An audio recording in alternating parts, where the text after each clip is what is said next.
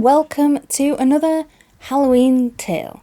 Today we are delving into the realms of folklore, and we are down in Devon, England, where the title of the most nasty little fey creature ever could belong to none other than the Cutty Dyer of Ashburton. Now, Cutty Dyer, not Cutty Sark, as I'm determined to call it, but that was about. Cutty Dyer is an evil sprite that lives under King's Bridge in the village of Ashburton. Now, this sprite is bloodthirsty, it's rumoured to be an ogre-like creature, and is rumoured to lure naughty children under the bridge, as well as accost the drunks of the village when they come out of the pub, by luring them to the very banks of the river, now called the Ashburn, and throwing them in. Or at worst, slitting their throats, drinking their warm blood while their pulse is still pulsating, drink them dry, and then throw them in the river. Now, this tale was told mostly to children. Wonderful bloodthirsty quality there. And it was told as a cautionary tale that they should not be out after dark. Honestly, we get most of our wonderful folklore tales from parents not wanting their children to be out after a certain time or to do something that they shouldn't. And I am all here for it. Now, Cutty Dyer was described by people who saw him as being very tall, standing in the river to his waist without difficulty for the current, with eyes that glowed red, endeavoured to pull people into the river.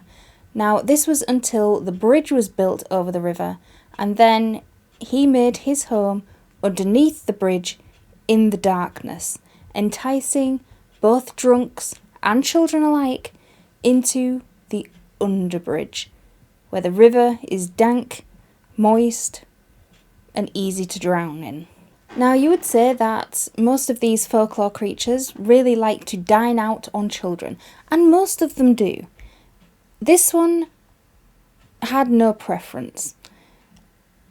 Children, a delicacy. Drunk adults marauding down the streets after dark, easy meat. The more drunk they were, the better they tasted. Now, one recounting of this creature from a guy called William Crossing. Now, he was probably, 9 sheets to the wind when he recounted this story, so you take it with a pinch of salt. But he recounted his meeting with this creature. And he recounted that one night when it was getting late on, it was about midnight, 1 o'clock in the morning, and he was coming back from the pub with his friend, absolutely plastered, drunk, couldn't stand in a straight line, laughing all the way down the road, bumping into things, falling over, etc. The only thing they didn't have was a kebab, and they were seen making their way along the bank of the Dyer River, and with the town of Ashburton behind them, all in darkness, the pubs closed up for the night.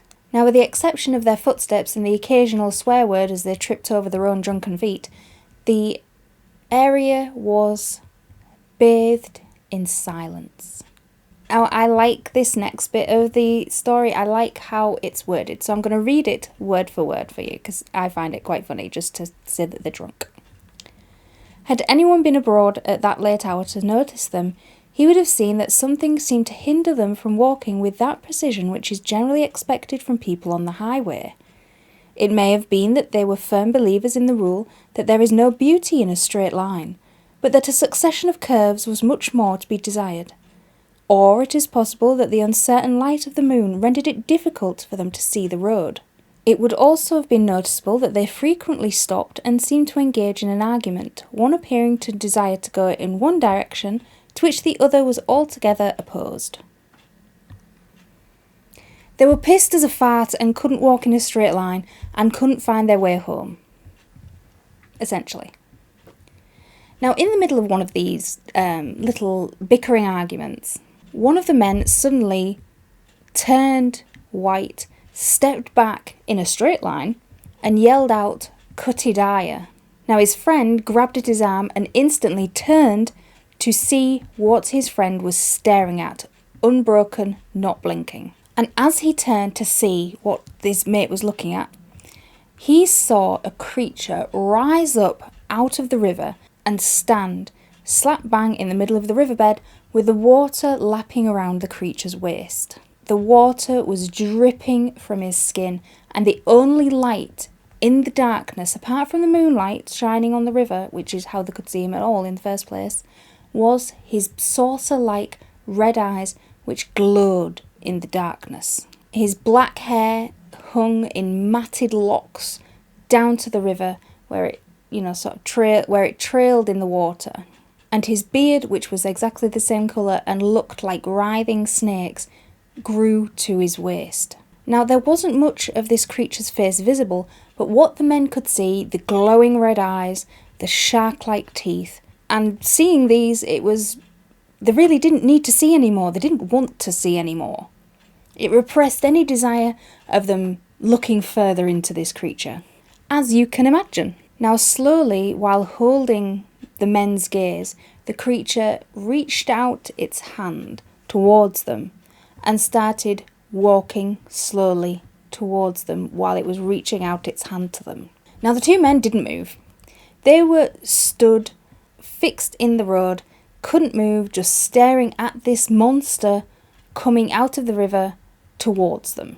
And they watched this monster get nearer and nearer, close enough that the outstretched hand of this monster touched the shoulder of the man nearest to it, and then the spell was broken. And with cries of terror, the men staggered away as fast as they could from the river, slipping on the road, grabbing at each other, getting as far away from the riverbank as they possibly could. And when they turned back towards the river to see if this creature was coming to get them, the river was still, its surface unbroken, and not a grass blade of the bank was disturbed, apart from where these two had fallen, scrambled and ran away. Nothing else was out of place. Now you can take this story with a pinch of salt. You can believe that these two gentlemen saw this monstrous river creature come out of the river and stretch towards them, ready to grab them and drag them into the river and drown them and eat them later. Or you can surmise that these two drunken idiots that couldn't walk in a straight line, were pissed up and couldn't find their way home, hallucinated the whole thing while being absolutely out of their heads, fell over their own feet by scrambling up the bank, knocked their heads or so, and in order to placate their wives when they got home in this drunken state, absolutely filthy, said that the monster had come to get them. Now, what their wives said when they got home, it's not written. Now, what is written is what these two gentlemen got up to the next night or the previous night. It differs from writing to writing. But one of these guys was found drunkenly asleep in a farmer's greenhouse, among the cucumbers, of all things, and the other one was locked up in jail for assaulting a constable while drunk. So I leave it to you to believe was this just a hallucination of two drunken idiots on their way home from the pub who fell in the river? Or was there really a creature in the river that came up to drag them under and drink their blood? Now, living in a city that has two very big rivers, one of them flows through the other side of the city, one of them, the Ouse, falls slap bang through the centre, and that's where all the nightclubs are. But the scariest creature that you will find in York of a night out is not Cutty Dyer, is not some monster that comes out of the river. I would say the most scariest creature in York is probably the geese. Those things are mean, but they can be placated with a tray of cheesy chips or some doner meat, as I vaguely remember throwing meat to geese when drunk.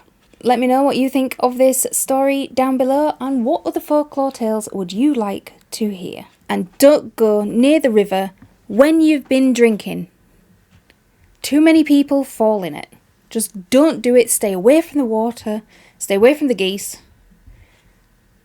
and have a good night out.